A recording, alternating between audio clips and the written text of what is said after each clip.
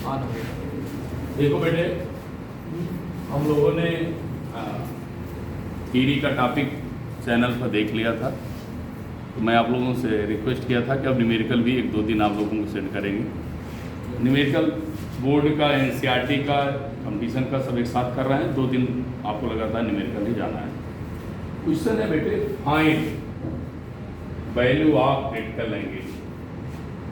इसका सलूशन है, सलूशन क्या है बेटे? Find critical angle. Critical angle बताओ for a material refractive index √3। बेटे अगर सिंपली √3 लिख दिया है, सिंपली √3 लिख दिया, मटेरियल लिख दिया, तो जिस मटेरियल का है उसको एयर से कंपेयर किया जा रहा है। जिस मटेरियल का है, ये ध्यान रखना, वो एयर से कंपेयर है और मटेरियल का क्रिटिकल एंगल निकालने को कहा है। तो कहने का मतलब ये जो वैल्यू दे रहा है बेटे, ये किसी मटेरियल का है, लेकिन हम लोग पढ़े हैं mu equal to 1/sin IC। तो sin IC 1/μ, म्यू की वैल्यू बेटे 1/√3। जब sin इनवर्स sin IC निकालेंगे, sin इनवर्स 1/√3 आएगा। और इसकी वैल्यू बेटे अगर हम टेबल से देख के लिखें तो 33.3 डिग्री सेल्सियस होना चाहिए। ये आपका डिग्री मिलेगा, डिग्री मिलेगा क्रिटिकल एंगल बेटे। इसका मतलब हुआ कि हम जानते हैं mu equal to 1/sin IC। sin IC यहाँ लाएंगे, 1/μ हो जाएगा। इसकी वैल्यू रख लेंगे, उस मीडियम का क्रिटिकल एंगल आ जाएगा। अगला क्वेश्चन आपके लिए लाया बेटे, calculate speed of light in medium. तो बच्चे हमारे जाने मीडियम की स्पीड ऑफ लाइट को b से डिनोट करते हैं। मीडियम में स्पीड ऑफ लाइट को b से दिखाया जाता है, पहली बात। दूसरी बात बेटे, हमें क्या दिया है? Critical angle. हम अपने बच्चों से बताएं, बार बार मैं कह रहा हूँ, क्रिटिकल एंगल का फॉर्मूला हम लोग क्या पढ़े हैं? Mu equal to 1/sin IC। लेकिन मैं आपको बताऊं बेटे, म्यू बार बार किसी मटेरियल का है, इसी मटेरियल का रिफ्रैक्टिव इंडेक्स है, लेकिन वो कंपेयर किया गया है एयर से। इसका मतलब है कि अगर इसको हम एयर से कंपेयर किया है, अगर म्यू को हम वेलोसिटी के टर्म में लिखें तो म्यू इक्वल टू हम c/v भी पढ़ेंगे। तो c/v 1/sin IC। बच्चे हमारे अच्छी तरह समझ रहे हैं। c वेलोसिटी ऑफ लाइट है, 3 × 10⁸ हो जाएगा। b फाइंड करना है, sin IC sin 30, sin 30 की वैल्यू 1/2 होती है। 2 ऊपर चला जाएगा बेटे, तो 2/1 हो जाएगा। 3 × 10⁸ आएगा अपॉन v। जब बच्चे v निकालेंगे तो 3/2 10⁸। It means 1.5 10⁸ metre per second velocity आएगी। कब? कहाँ? मीडियम।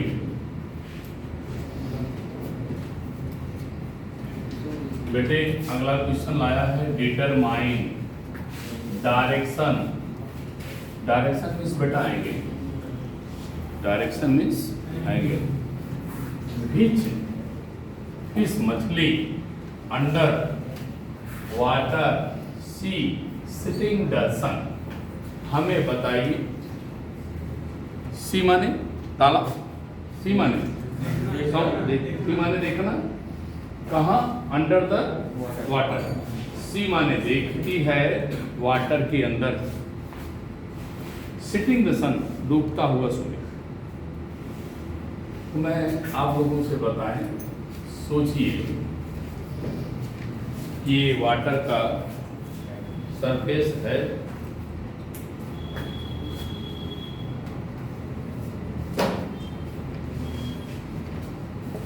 ये वाटर का सरफेस है। फिश बेटे सपोज क्या है हमारे,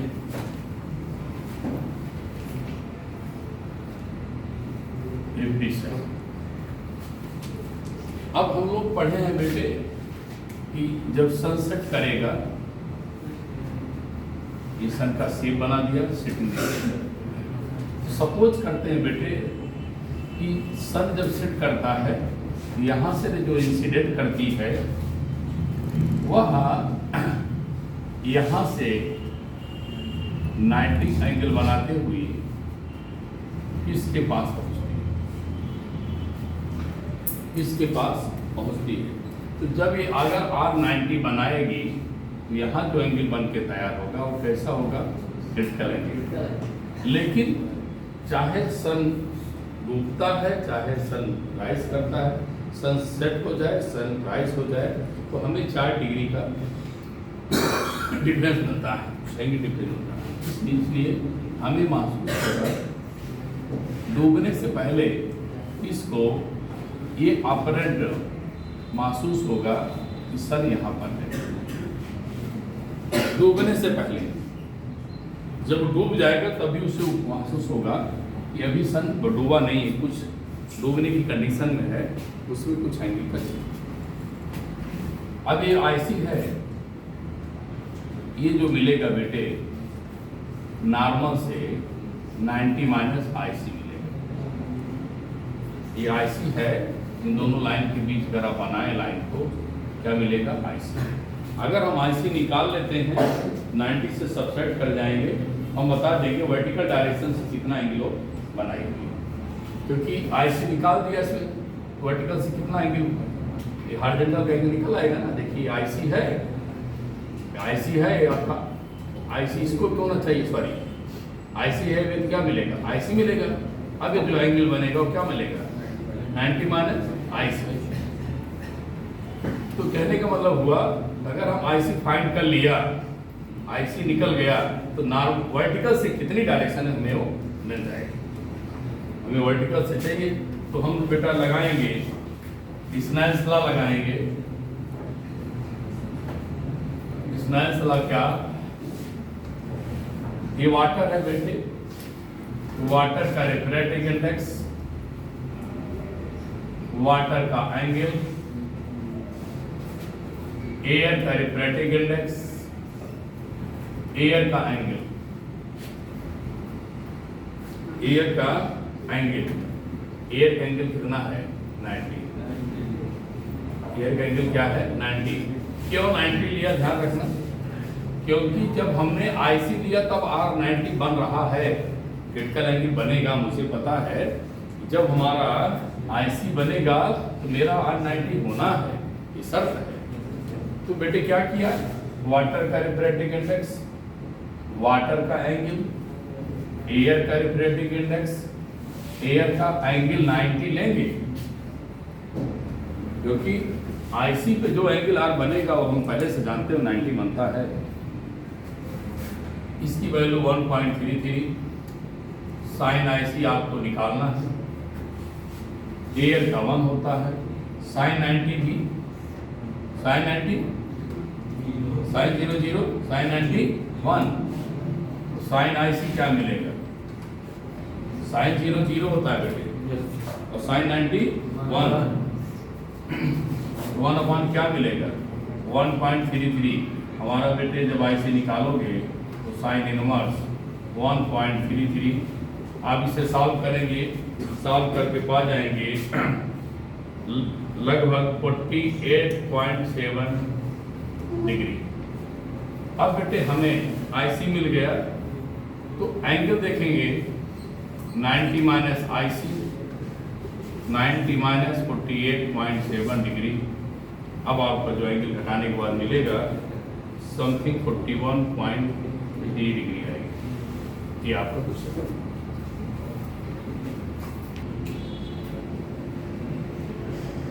बेटे बोर्ड का क्वेश्चन लेके आया है हमने आपके लिए। In a given diagram calculate speed of light unknown refractive index आपका मीडियम का रिफ्रैक्टिव इंडेक्स निकालिए। अननोन है, पता नहीं है, लेकिन एक इस क्वेश्चन में हम लोगों को बहुत अच्छी चीज उसने दे दिया है, क्रिटिकल एंगल। और एक चीज बेटा दिया है 30 सेंटीमीटर, क्या मान लिया है 30 सेंटीमीटर। तो स्पीड ऑफ लाइट मीडियम पूछा, क्रिटिकल एंगल दे दिया। जैसे बेटे क्रिटिकल एंगल देखा, मैं TIR की घटना से जानता हूं R90 बन करके तैयार हो जाएगा, R90 बन करके तैयार हो जाएगा। अब मैं इस पर रिफ्रैक्टिव इंडेक्स इसी का निकालना है, तो इस नेस्ला लगाएंगे।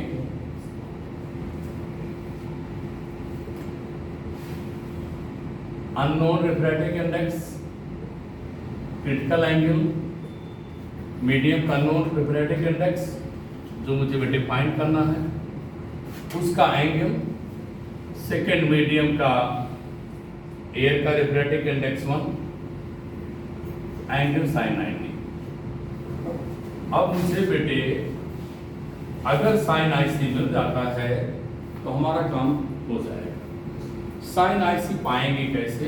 हम इसको परपेंडिकुलर डाल करके आगे बढ़ा देंगे। जब परपेंडिकुलर डाल के आगे बढ़ाएंगे तो हमें क्या चाहिए? 30 यहां भी हो जाएगा, 40 यहां भी हो जाएगा। तो अगर बच्चे इसे निकालें, इसकी वैल्यू आएगी 30 का स्क्वायर प्लस 40 का स्क्वायर, 30 का स्क्वायर प्लस 40 का स्क्वायर। म्यू ऐसे रहेगा। म्यू में भी एक चीज पूछ लिया, स्पीड ऑफ लाइट। तो अब म्यू को हम स्पीड ऑफ लाइट के टर्म में लिखेंगे, तो C अपान क्या पड़ा है? B। sin IC बेटे, sin IC साइन के सामने परपेंडिकुलर है। साइन थीटा क्या होता है? Perpendicular upon hypotenuse. परपेंडिकुलर ये हो गया बेटे, हाइपोटेन्यूज मिलेगा इसका 30 का स्क्वायर प्लस 40 का square equal to 1।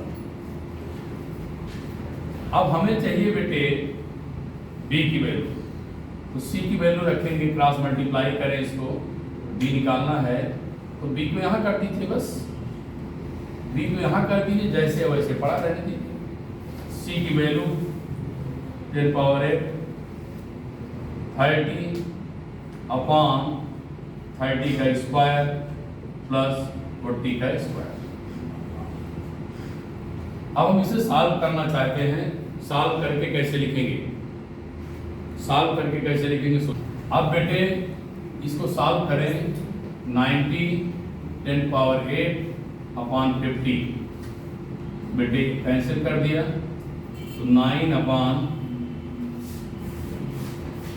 5 10 power 8 metre पर सेकेंड। वेलोसिटी आएगी कहाँ? मीडियम की, क्योंकि B लिखा हुआ है। ये आपका क्वेश्चन हुआ। अगला क्वेश्चन बेटे बोर्ड प्लस कंपटीशन में आया है, अच्छा क्वेश्चन है, इसे मैं डिस्कस करने चल रहा हूँ। Find critical angle, critical angle निकालो। ग्लास एयर सरफेस, तो पहले हमारे बच्चे एयर और ग्लास सरफेस बनाए, जैसे क्वेश्चन दिया है वैसे काम करते चलिए। क्रिटिकल एंगल निकालना है, ठीक। ग्लास एयर सरफेस है, एयर ग्लास सरफेस बना दिया। Which is incident on air, देखो ध्यान से, इन एयर में इंसिडेंट करेगी। ऑन माने पर, ग्लास सरफेस, ग्लास की सतह पर। चलिए नॉर्मल बनाइए, इंसिडेंस कराइए, कितने एंगल पर कराइए? 45 पर, 45 ले लिया बेटे, 45 पर है तो एयर से डेंसर जाएगी तो नॉर्मल के पास आएगी, नॉर्मल के पास आएगी। जाना था बेटे इसको सीधे, लेकिन नॉर्मल ने इसका पाथ बदल लिया। क्यों बदल लिया? क्योंकि मुझे पता है लाइट एयर से ग्लास जाती है, अपने पाथ से डिविएट होती है और नॉर्मल की तरफ झुक जाती है।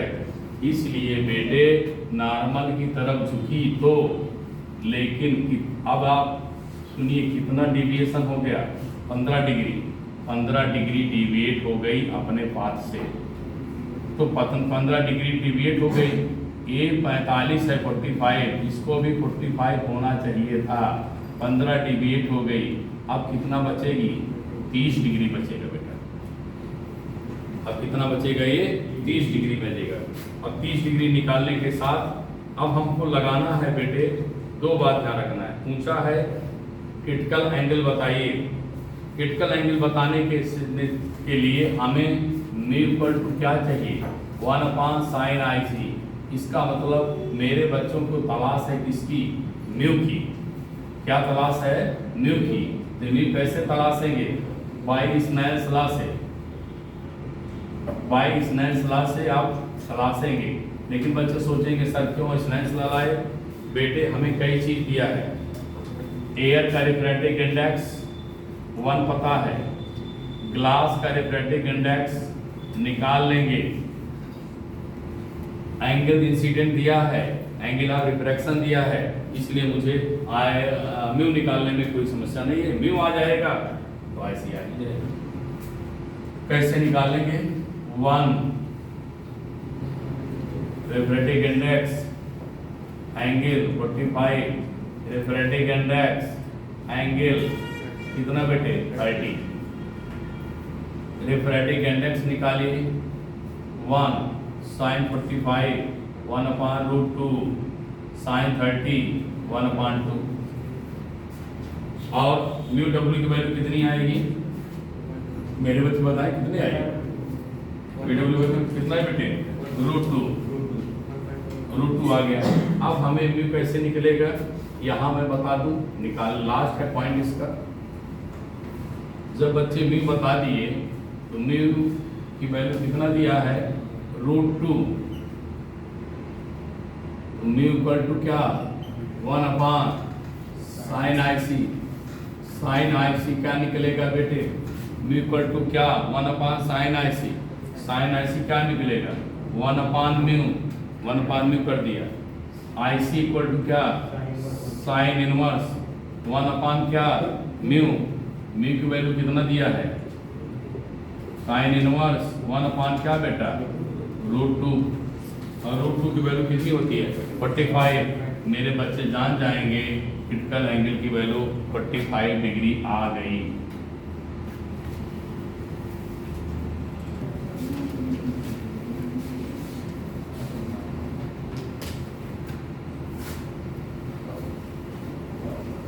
NCERT exercise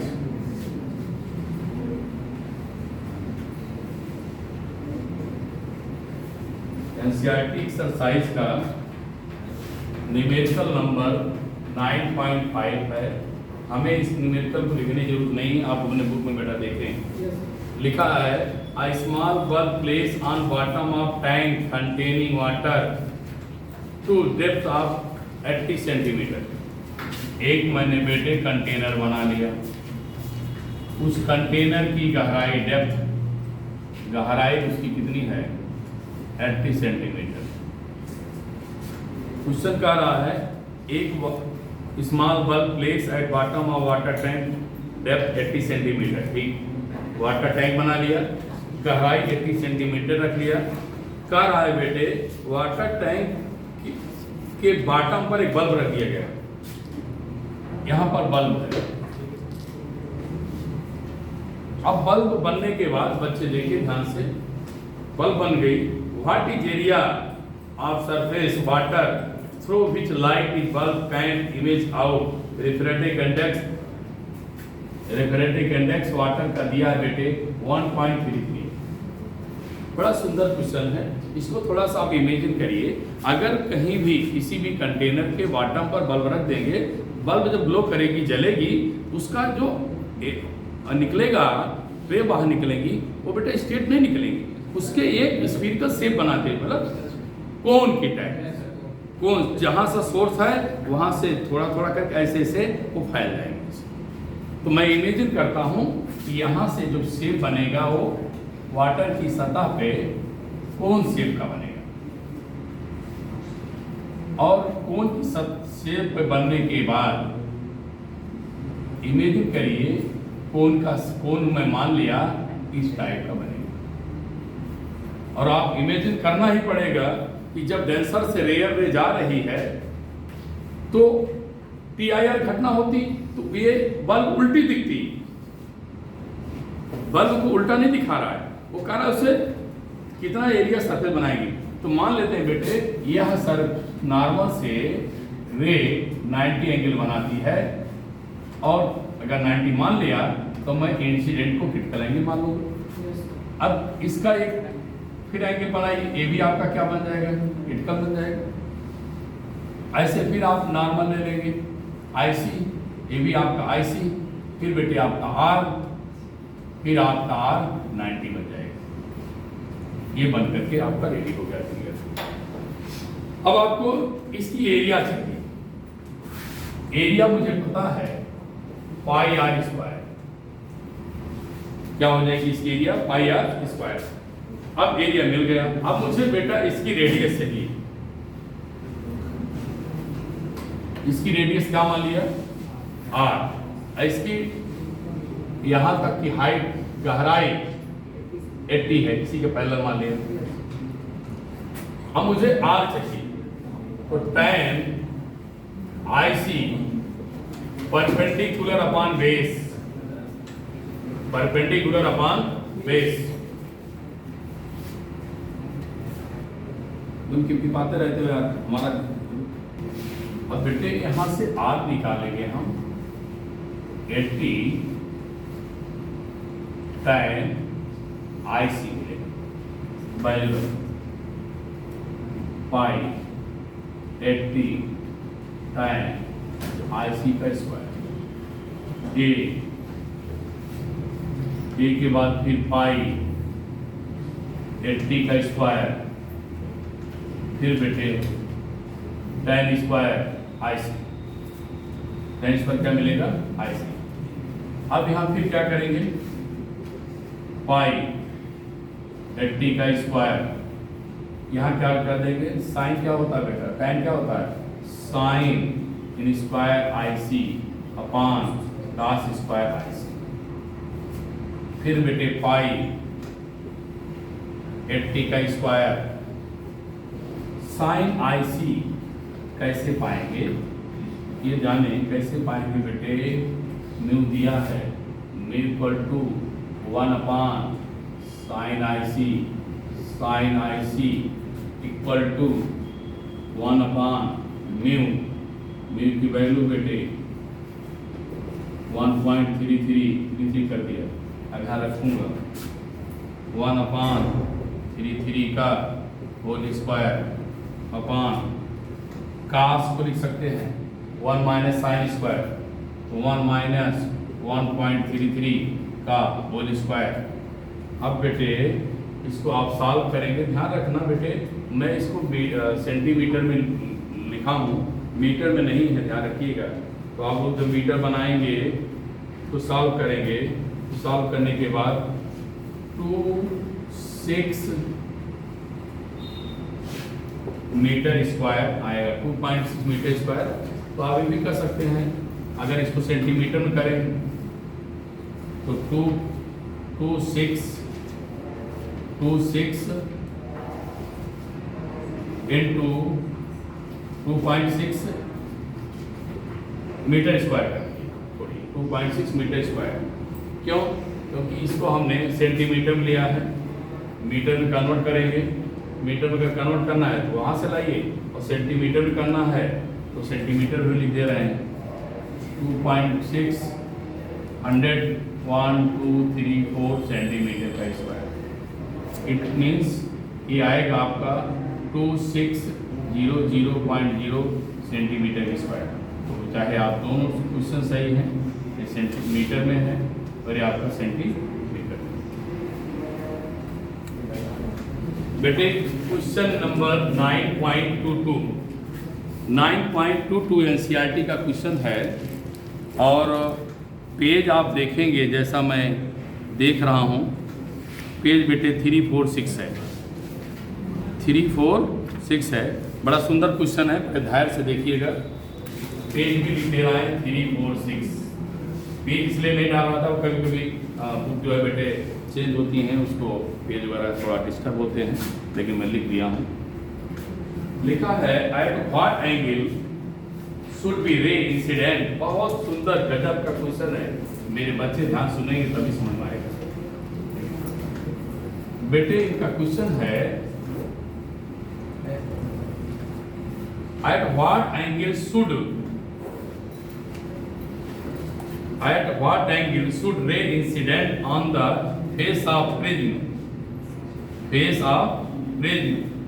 of refracting angle 60। Refracting angle 60 का मतलब बेटे A 60 हो गया। तो नॉर्मल बना लेंगे, नॉर्मल में इंसिडेंस करेगा, इसी का आपको तलाश है। देखिए क्या सुंदर शब्द बोला है,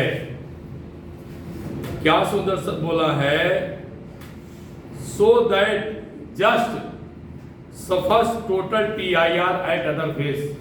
या क्या करती है बेटे, दूसरे फेस पर TIR सफर करती है। तो कहने का मतलब है प्रिज्म पढ़ा है बेटे, सीधे जाएगी, सीधे जाना है, सीधे जा चली गई।